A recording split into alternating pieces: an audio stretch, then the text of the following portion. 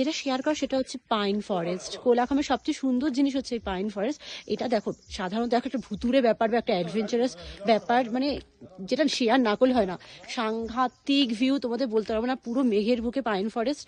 আর মানে এখানে দাঁড়িয়ে যদি আমি না বলি, কোলাঘামে একটা সুন্দর জিনিস সেটা হচ্ছে এখানে লোকে এক্সপ্লোর করতে আসে বার্ড, যেসব বার্ডগুলো লুপ্ত হয়ে গেছে না, এখানে প্রচুর লোককে দেখছে আসছে যারা মানে ফটোগ্রাফি করে, তারা বার্ড মানে যেগুলো লুপ্ত আমাদের এখানে দেখা যায় না সেই বার্ডগুলো এখানে পাবে।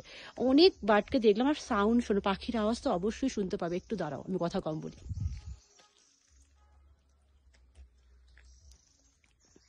আর সত্যি মানে একটা আলাদাই সৌন্দর্য।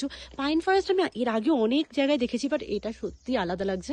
তো বুঝতেই পারছো, না শেয়ার করে তুমি পাইন ফরেস্টের সামনে আছি না, সত্যিটা ঋষভ যাওয়ার মানে ওঠার মুখে এই পাইন ফরেস্টটা পড়ছে। এটা আরো সুন্দর, এটার ভিউ তো মানে সত্যি আরো সুন্দর। একটু তোমাদের ব্যাক ক্যামেরাতে দেখাচ্ছি। আর মানে এটা সত্যি মানে না দেখালে আমারই নিজেরই মানে মনে হবে কি দেখালাম না। তো এক একটা পাহাড়ে এক একটা জায়গায় এক এক রকম সৌন্দর্য। নর্থ বেঙ্গলে বিভিন্ন জায়গা বিভিন্ন সুন্দর, কোলাঘামের সৌন্দর্য আলাদা। রেশবের দিকে অনেকটাই ডার্ক ফরেস্ট, অনেক পাইনগুলো অনেক বেশি মানে পাশাপাশি অবস্থিত। তো এটা একটা আলাদাই অনুভূতি। অনেকটা না রাজ ফিল্মের মানে কথা মনে পড়ছে, যেখানে আমি তো এই প্রকৃতির কোলে হারিয়ে যাচ্ছি। আর অনেকদিন বাদে পাহাড়ে এসেছি, একটু উত্তেজনা আলাদাই। তো চলো টাটা।